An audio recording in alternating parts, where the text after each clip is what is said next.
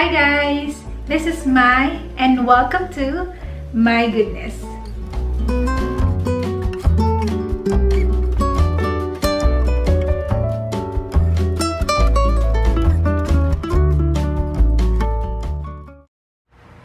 Okay, so guys, this is the other half of our dough. Yung first half ay ginawa nating ube makapuno bread roll. So panoorin nyo guys, it's on my channel. Sarap yun. At gagawin naman natin dito is same lang din.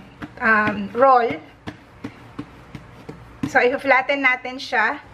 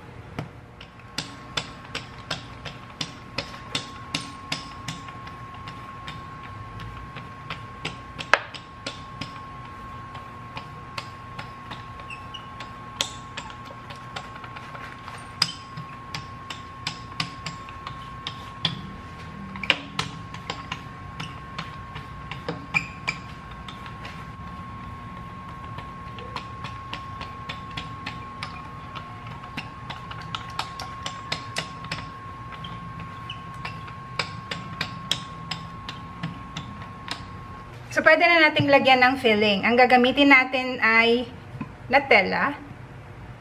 Okay. And hazelnuts.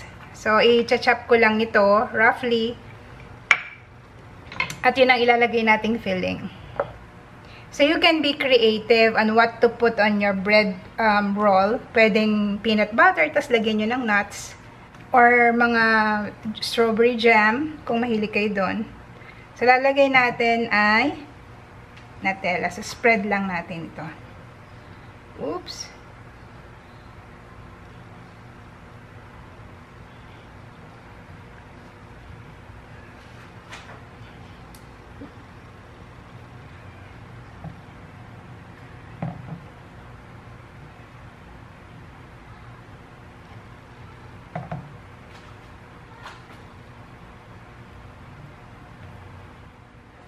Okay, so pwede na to.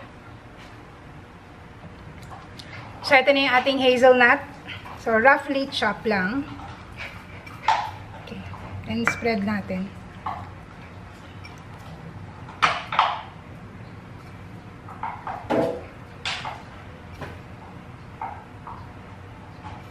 Pasensya na guys, huwag narinig kayong ingay yung dogs namin yon, mga puppies namin, nagpe-play. Gising.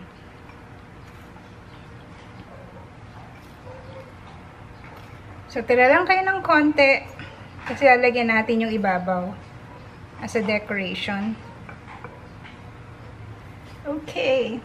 So, ganun na ang gagawin natin. The usual. So, dito, papansin nyo, walang filling akong nilagay sa bandang dulo. Then, hatiin natin sa gitna.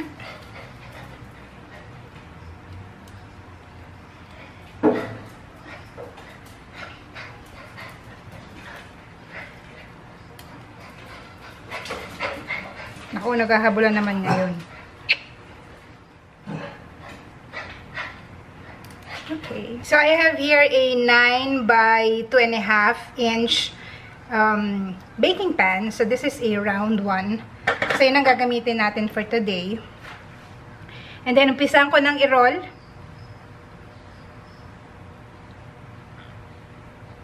Yan.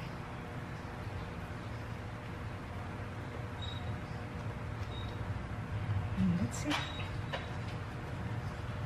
Yan.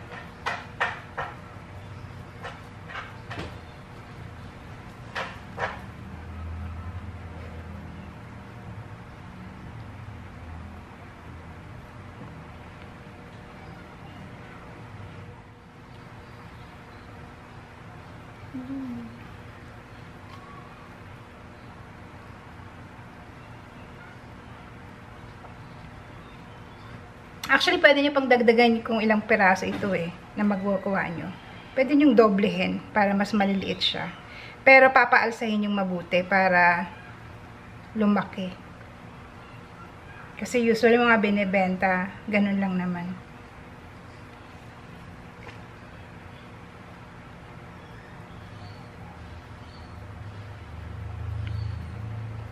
But since this one ay pang kain lang naman, so medyo generous tayo.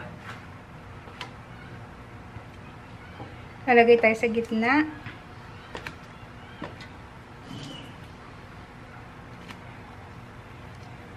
Punasan muna natin.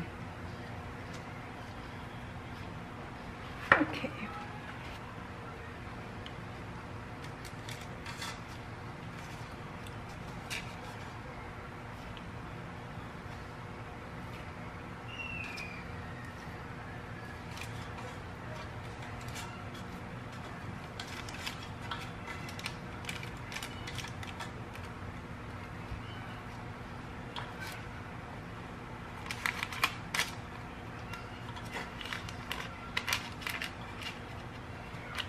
Yan.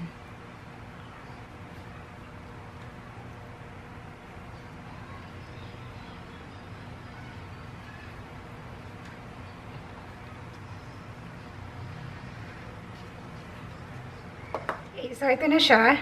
Tatakpan lang natin ito and papalsahin for 45 minutes. By 45 minutes, dapat magpipreheat ka na ng oven mo for 15 minutes. So, exactly at 1 hour, pwede mo na itong isa lang. So, depende pa rin sa temperature sa lugar nyo, guys.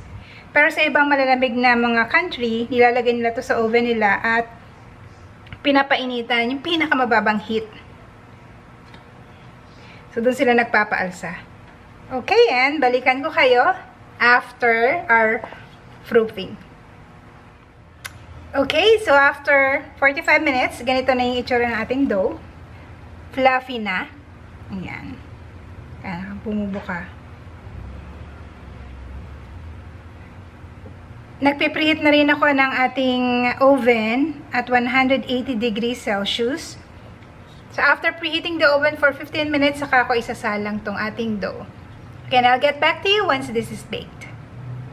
Alright, so guys, eto na, natapos na natin i-bake yung ating Choco Hazelnut bread roll.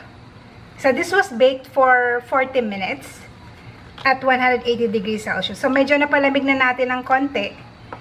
Kaya nahawakan ko na yung pan. At ilipat natin siya sa ating plate.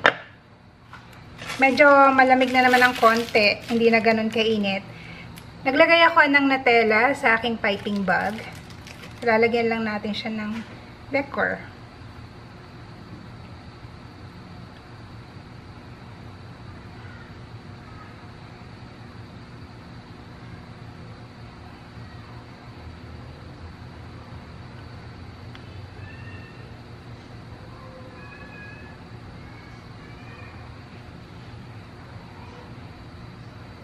Here. Pa natin.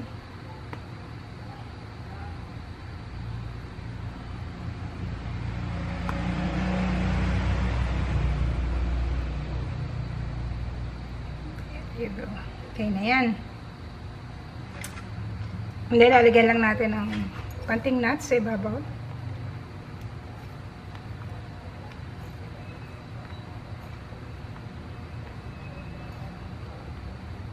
So, this is now our Choco Hazelnut bread roll. Or, you can also call this Nutella bread with hazelnuts. Now, yung Nutella kasi, it's a hazelnut na merong cocoa. Alright. So, check na natin, guys. Kuha lang ako ng maliit. Yan. So, this is it.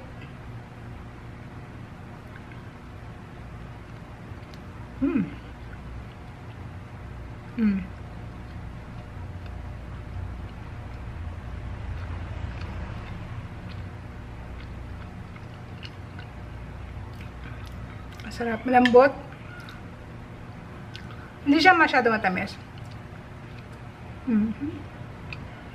Ang sarap nito sa coffee, guys. Or tea. Hindi naman mahilig sa mga chocolate or Nutella. Ang maganda sa kanya kasi may crunch. So, may different texture kang malalasahan. And then, crunchy yung ibabaw. Pero very soft yung loob. So, guys, gawin nyo na itong ating Choco Hazelnut Bread Roll. Hindi kayo magsisisi. Masarap din, lalo na sa mga mahilig sa mga chocolate. Have a great day, everyone, and enjoy baking. Bye!